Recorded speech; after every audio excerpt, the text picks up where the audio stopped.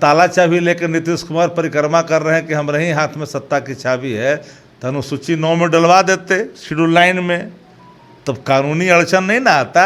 ये सारे के सारे लोग मिले हैं आरक्षण विरोधी नीतीश कुमार जी के इर्द गिर्द, उनके जो शागिर्द के हैं, जो क्या है, आरक्षण विरोधी लोग हैं। भारत जलाओ पार्टी बड़का झूठा पार्टी का नाम है भारतीय जनता पार्टी। चित भी मेरी, पट भी मेरी, अंटा मेरे आका का, वही काम वो करता है। बिहार की सरकार और नीतीश कुमार जिन्हें पक्ष ही नहीं रखा मजबूती से, पटना उच्च न्यायालय में भी नहीं और उच्चतम न्यायालय में। नमस्कार, स्वागत है आपका देशवा न्यूज में और मैं आपके साथ राजनंदिनी।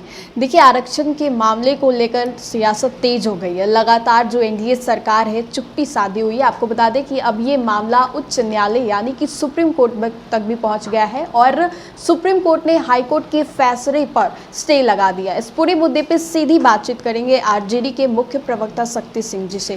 क्या कुछ कहना चाहेंगे? आरक्षण का जो दायरा बढ़ाने वाली जो बात थी उस पर अब सुप्रीम कोर्ट ने स्टे लगा दिया है। देखिए, बिहार की सरकार और नीतीश कुमार जिन्हें पक्ष ही नहीं रखा मजबूती से, पटना उच्च न्यायालय में भी नहीं और उच्चतम न्यायालय में भी नहीं।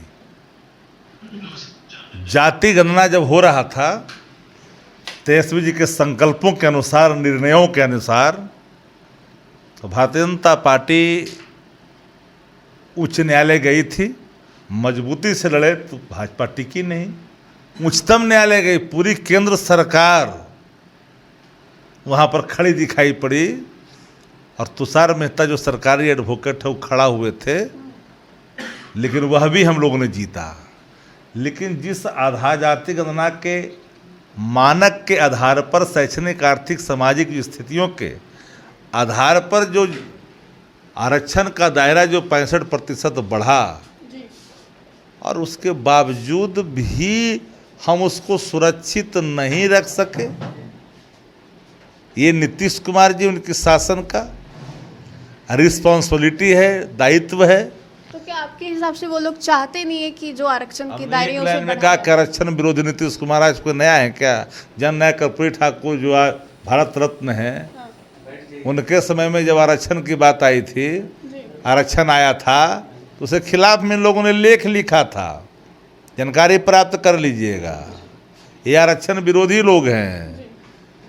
सरकार चाहती है पक्ष मजबूत रहता तो आरक्षण का दायरा समाप्त करने को, रद्द करने की बात होती न्यायालय से। ये सारे के सारे लोग मिले हैं आरक्षण विरोधी नीतीश कुमार जी के इर्द गिर्द, उनके जो शागिर्द के हैं, जो क्या है, आरक्षण विरोधी लोग हैं।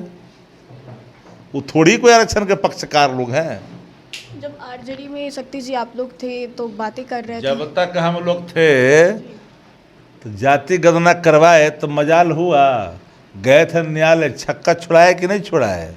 अब जब आरक्षण का जब दायरा बढ़ा, सरकार का ताला चाबी लेकर नीतीश कुमार परिक्रमा कर रहे हैं कि हमारे ही हाथ में सत्ता की चाबी है, तो अनुसूची 9 में डलवा देते शेड्यूल 9 में, तब कानूनी अड़चन नहीं ना आता। अभी तो वो लोग चुप्पी साधे हुए कह रहे कि बात तो अब न्यायालय तक पहुंच गई। क्या आरक्षण विरोधी लोग क्या बोलेगा? ये सब आरक्षण विरोधी भाजपा, आरक्षण विरोधी जदयू, पूरी एनडीए। नीतीश कुमार भी इस बात को कर रहे हैं ना। नीतीश जी पर मत बोलिए, नीतीश जी की अवस्थाएं टिप्पणी योग्य नहीं रह गया है। तो जब शक्ति जी आरजेडी की ओर से जाति जनगणना कराई गई थी तो बीजेपी वाले तो खूब बढ़ चढ़ कर बोल रहे थे कि हाँ, जातीय जनगणना कराई जाए, आरक्षण की बात, लेकिन अभी चुप्पी साधी हुई है। भारत जलाओ पार्टी बड़का झूठा पार्टी का नाम है भारतीय जनता पार्टी।